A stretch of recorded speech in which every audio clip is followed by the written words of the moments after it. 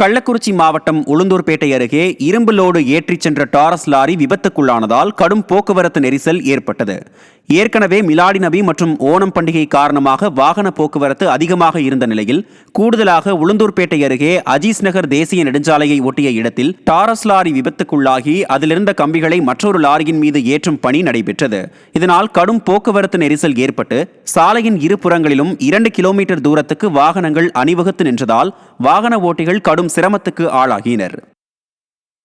விழுப்புரத்தில் உள்ள ஜனகவள்ளி தாயார் சமேத வைகுண்டவாச பெருமாள் கோவில் குடமுழுக்கு விழாவில் விடிய அரசின் இந்து அறநிலையத்துறை சார்பில் எந்தவொரு நிதி பங்களிப்பும் அளிக்கப்படாதது சர்ச்சையை ஏற்படுத்தியுள்ளது. விழுப்புரம் ஸ்ரீ ஜனகவள்ளி தாயார் வைகுண்டவாச பெருமாள் கோவிலின் புனரமைப்பு பணிகள் கடந்த சில மாதங்களுக்கு முன் மேற்கொள்ளப்பட்டு குடமுழுக்கு விழா நடைபெற்றது.